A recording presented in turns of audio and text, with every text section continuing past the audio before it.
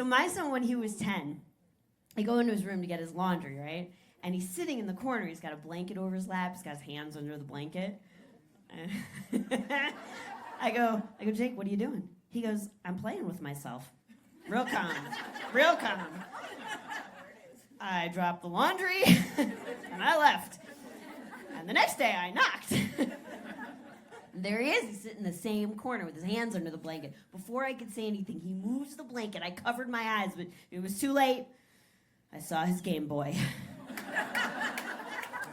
We are Moms Unhinged, a nationally touring stand-up comedy show. Join us in our podcast as we explore everything from motherhood, midlife crisis, marriage, divorce, online dating, menopause, and other things that irritate us.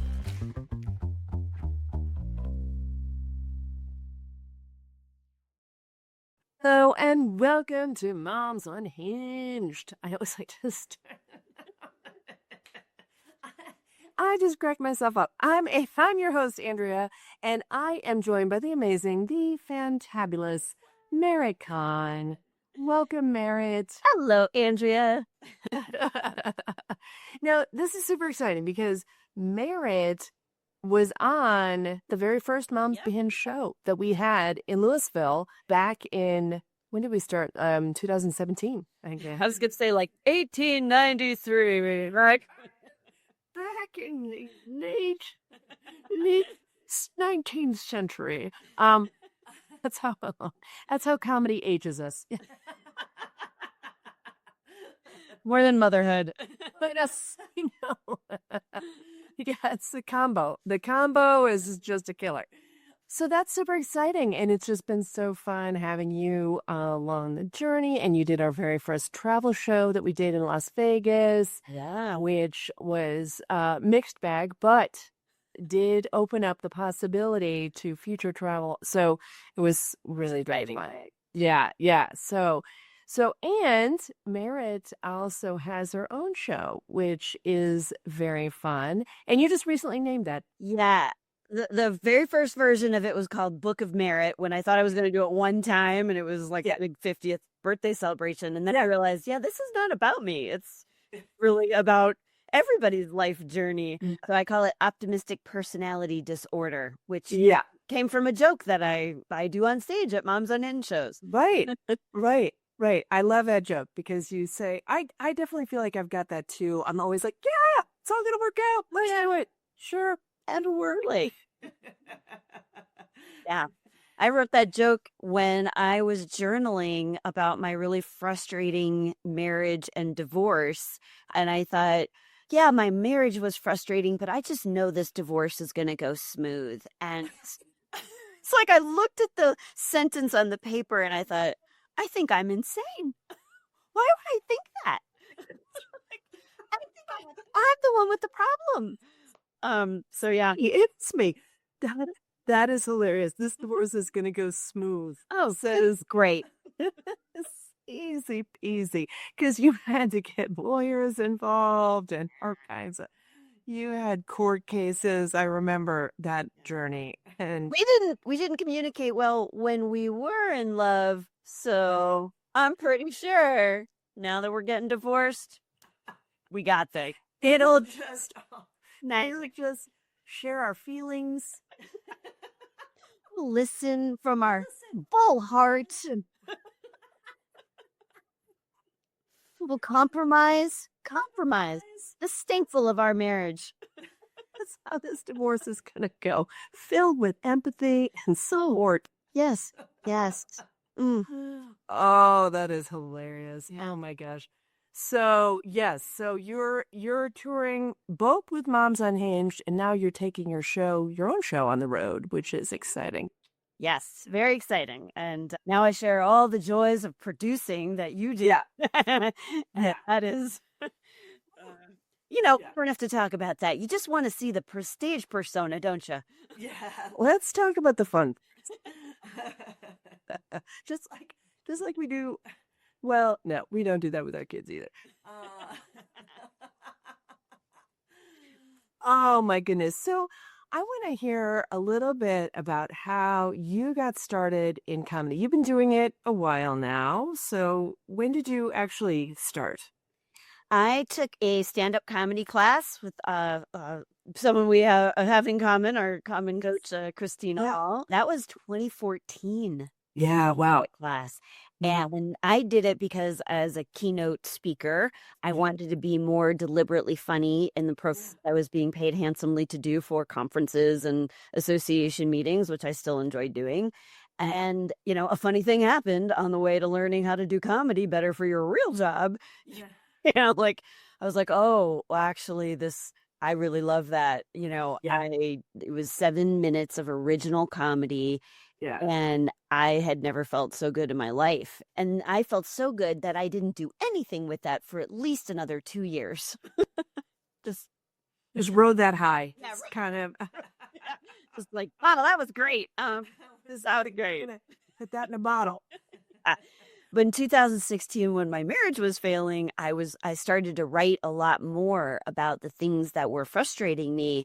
And the beautiful thing about studying comedy was that I learned that the things that were hard to process in my real life, I could process through comedy. And that just changed everything. And I started writing jokes about the things that were, frustrating me in my marriage. I don't remember what the joke is. I really wish I could. But I remember saying to Christina, who was coaching us at the time, and I said, so I had all these jokes. My very first joke on stage was something like, my husband is great and he thinks so too. And then it got to a point where I was so frustrated with my marriage that my jokes started getting really mean. And there was a joke, and she literally looked at me and she said, I forbid you to tell that joke on stage. And I'm like, why? It's hilarious.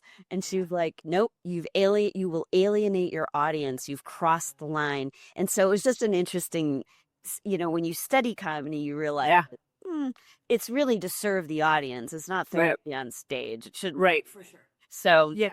So Yeah, that's so interesting. Yeah, I wish I could hear that joke too. That sounds no, it was very intriguing. sure it's in a note somewhere. But it is true. It's kind of like you can't go up and, you can point out, things that are wrong in marriages or even with your kids, but it has to come from a place of like you being kind of through that trauma or through that frustration and out on the other side, right? I mean, it's like, yeah, we can't go up and just be like, I hate men. Or kids. Or kids, right? Yeah, maybe there's so that's interesting. It is interesting that balance of like what we talk about on stage and how it can land and what people are going, even through some of the, I do think that it is interesting to process some of the harder things. I know we've had cancer survivors and people who've been through really rough situations who are talking about their, some of our comedians who are talking about that. And it's just like you don't know where the audience is at, and you want to make sure that you're not creating a situation where they're re-traumatized by some of this stuff. Yes. Well, I think what I love about listening to the other Moms Unhinged comedians is I can see some of my own frustrations or things that I found funny in my motherhood, and they make me laugh about it, and that's when I'm oh, okay, yeah. It takes the charge out of it, for sure you're a bit more fun.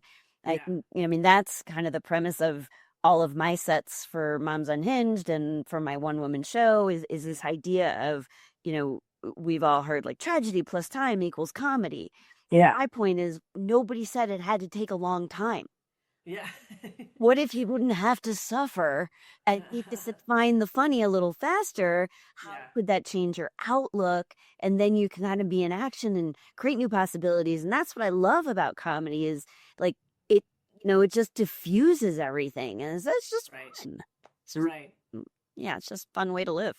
Right. For sure. For sure. We have to laugh sometimes because it just, it just helps. It helps. Like wine, laughter, wine. Laughter, wine. Oh, gold. Oh man. one of the things I love in your set is you talk about having a gay dad.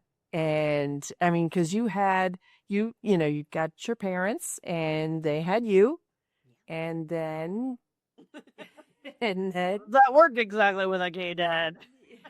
and, uh, and then your dad came out of the closet. When was that? When does that exactly? When did he let you know? He let me know it was the 80s. I don't remember exactly the year, but the 80s, not exactly the time you want to come out. That was the height of the AIDS epidemic. And it was scary. It was like very hush hush. It's not like it is today. Here we are, 2025.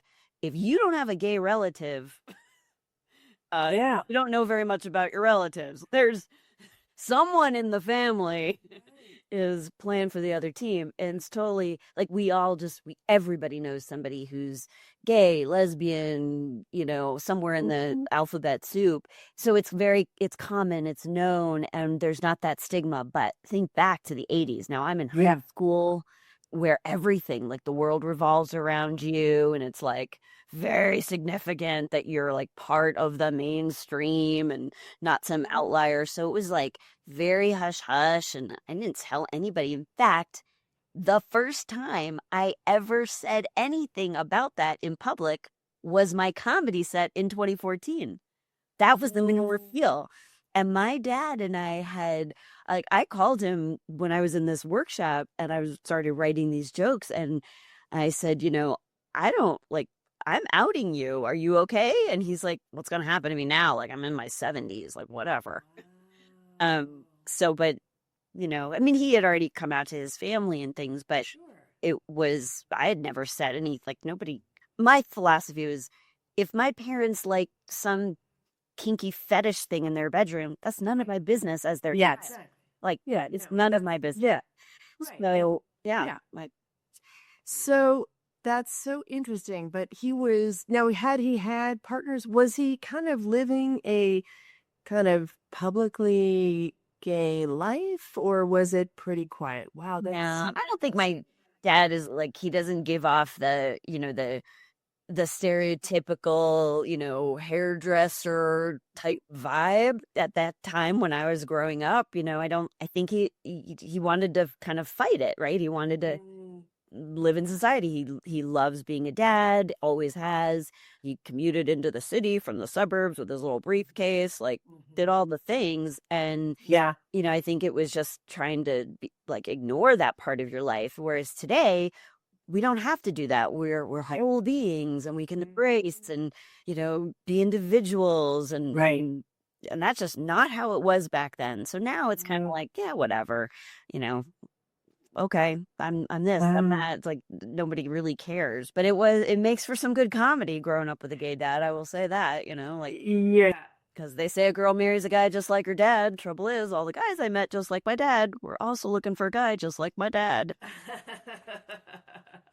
I love when you talk about the signs that you might have missed, like singing show tunes. And I mean, in fact, fun fact, last night, my dad and I went to see Moulin Rouge, the musical. I love that you do a lot of those things together. I actually ran into you when you were on your way to the theater with your dad. Oh, that's right. I was at a safe time. And it's funny because I have a son. He's my only child. And so he's 21 now. And I once had said, hey, Jay, come to the theater with me. And he goes, Mom, I'm not a theater guy. And I'm like, yeah, but what happens one day when you fall in love and your wife wants to go to the theater? He doesn't miss a beat. He goes, she can go with my mom.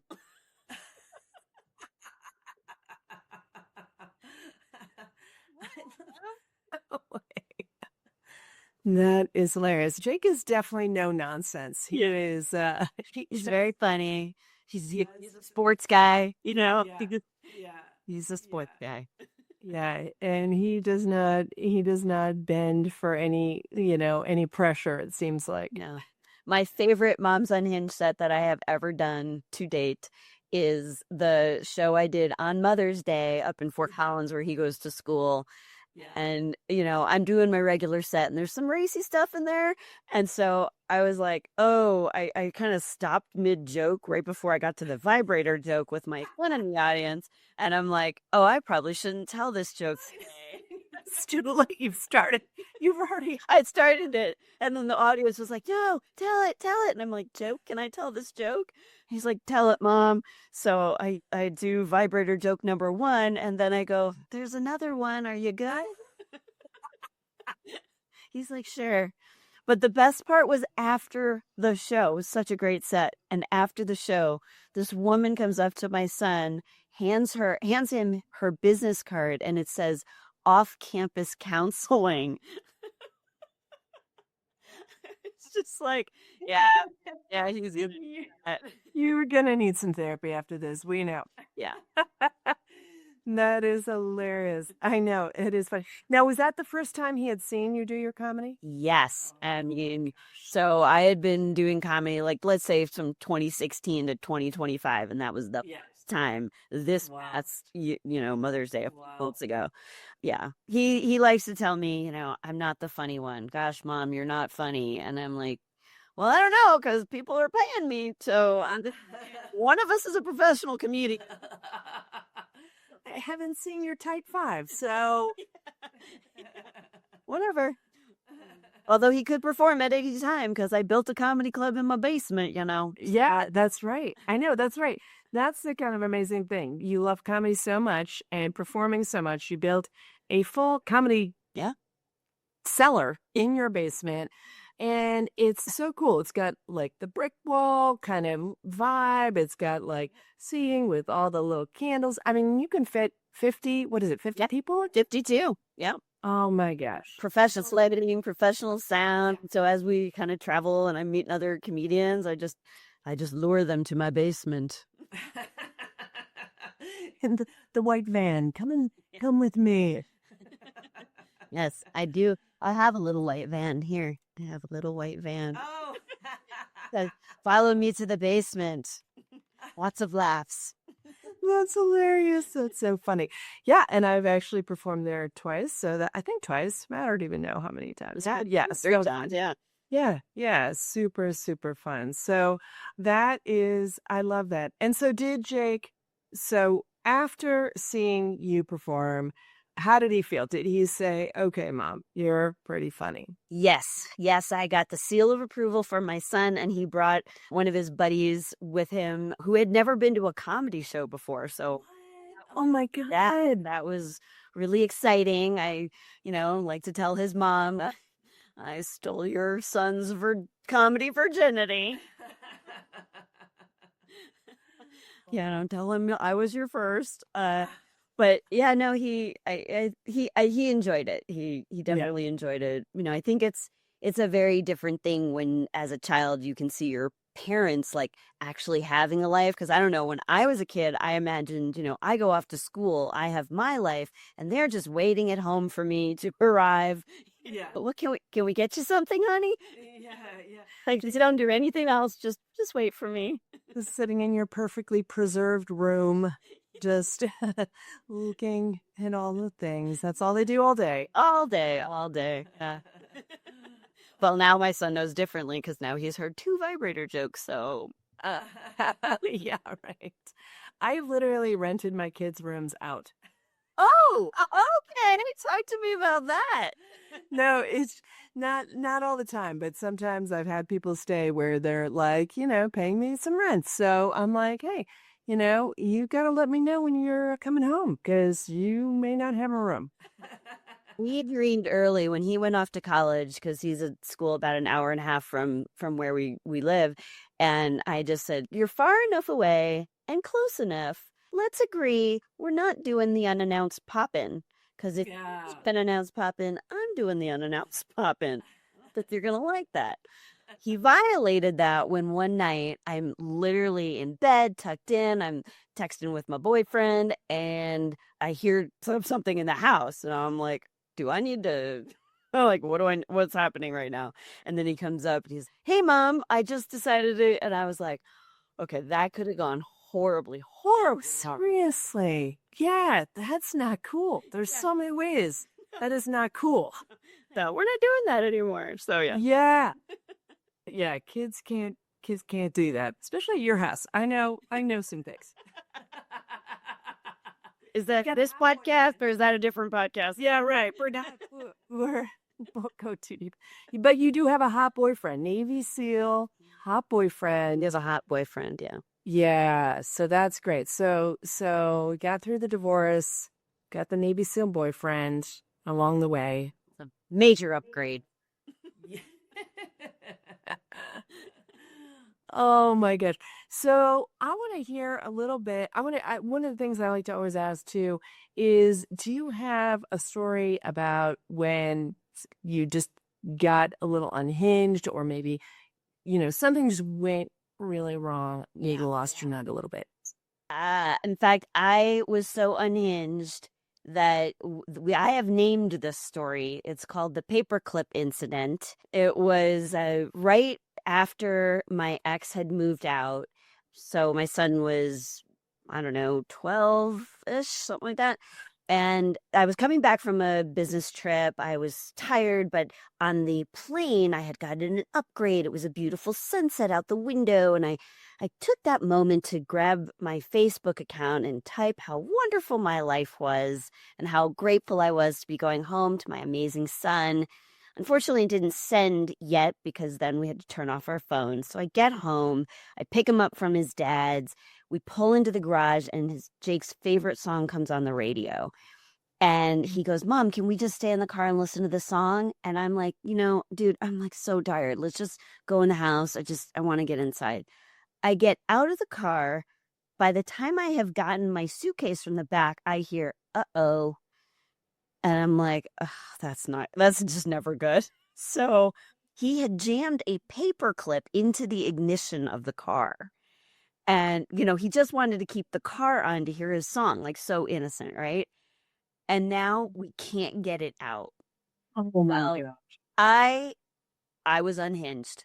I start yelling at him. I'm like, how could you do the blah, blah, blah? I'm like, not my finest mothering moment. And then all of a sudden, and he's like, please don't tell daddy. Please don't tell daddy. Because like he would have gotten in major trouble. And even if he didn't live there anymore. And so I was just like, all of a sudden, I just started laughing. And I hand him my phone and I go, look at my recent Facebook post. And he looks at it and he goes, my amazing son. Now he's like confused. Why is my mother like laughing? She was just yelling at me a second ago. And I realized I don't have to parent like this anymore. This is not the end of the world. The paperclip's going to come out of ignition. You didn't break the car. Yeah. Just keep this in perspective. And so I get back on Facebook and I go, edit. Anyone have any ideas how you get a paperclip out of the ignition? Like, you guess we get all these like funny things. It's like, try a big magnet and all this stuff. P.S. We call AAA. They come over. It's fixed in 5 minutes. It doesn't cut anything, like end of story. But I kept the paperclip. I framed the paperclip and I said, and it says, judgment coming soon to a teenager near you. And every day it's like on the kitchen, like right by the refrigerator. And I look at it and I just remember who I am, that I can mother the way that I want to mother. Nothing is the end of the world. It's really not that deep. Like, just chill. Yeah. It's so true, because it is so, especially when we're tired, we've been, you've been through, traveling kind of wears you out and everything like that. Yeah. And then, like a big expensive car, like immediately your brain goes to, it's broken, or whatever. So that is a great story. And it's really interesting how we can make that choice on how we parent. Because maybe, I don't know, I think your ex was kind of quick to anger. Is that? Yeah. Yeah. It was very, very critical. And in our therapy sessions, the therapist said he had unrelenting standards. And as soon as she said that, I was like, oh, that's what that was. Like, it was everywhere. And it's just really challenging, and it's hard to be light and playful, but I always tried as best I could to kind of balance things out for Jake, because it's one thing, like I, as an adult, could handle some unrelenting standards, but a child doesn't know how to process that. And, Right. and a child is making up all kinds of things about what does this mean and who am I? And that becomes really difficult. And he'll unravel it, as we all do in therapy of our own someday. But, I don't know that I was always the best, because I would get unhinged too. I think the best thing that I learned through comedy was to shorten that time frame from being unhinged to noticing, like, that's not me. That's not how I want to do this. And then just switching it up and finding the funny. There was another unhinged moment when he was painting his room. He wanted to change the decor in his room, and I'm like, great, I think everyone should learn how to paint a room and tape off the molding and da da da. So he's fantastic. I love this kid so much. He invites his friends over to help. And then I kind of peek in and I'm like, how's everything going in here? He's got all of his friends painting. He's sitting there managing the whole thing. I'm like, what is happening? He's like, I don't know, they didn't like how I was doing this, so they just took over. And I'm like, God, you're brilliant. I'm so and That's like a Tom Sawyer moment. Right. That he got that, he painted the fence. His friends, yeah. Yeah. So they finished the whole project. The room is perfect. Everything worked great. We're staging all of the paint and the supplies by the stairs to go downstairs. And I'm not kidding you, Andrea. I'm in my office and I hear, uh-oh, like that same, and I'm like, oh, here we go again. Now what? So I guess he was trying to bring all of the supplies down at once, that an entire gallon of paint spilled on the brand new carpet in the hallway. And I'm like, yeah, okay. Oh my. Together. So I'm like, I don't know. I haven't framed the picture of the entire paint can sitting on the carpet yet. I don't know what to title that, but judgment still not here. I don't know. Hoping for 25 Lessons in patience. Yeah. When does that executive function kick in again? When's that? I think that's, they say that's 25. So Jake he'll be 22 in 2 weeks. How is that possible? Because I look amazing. You do. There's no question. But yeah, so that's, I got 3 more years of like, moments. And then, Wow. Yeah, I'm sure they don't quite end. I've had some moments myself. So then what happened with the paint? Did you get the paint out? I got the paint out. Like we had to like squeegee as much, like off the surface of the carpet. And then it was just like water soaking it. And then I thought I might have created too much moisture in the carpet. That would be a bigger problem. Right. So, after I cleaned it all up, I was like, I hired a professional cleanup company and airers and the whole bit. Yeah. It's good. You can't tell. So yeah, I know, right? And even if, the thing is, like, I really look at things like, we had, my son crashed the car into the back of the garage, and like the frame of these bookshelf or these shelves in the garage were all bent and stuff like that. And I look at those as, what? These are moments of forgiveness shown. These are a life well lived. It's just all lessons. It's all just stuff. Who cares? It's just stuff, It's the stories you will tell later in life and laugh over. That's right. That's why I feel like there should be more mom comedians, because I'm like, guys, there is so much material. Let's mine it. The moms that could be comedians are busy trying to get the paint out of their carpet. So it's just a little hard.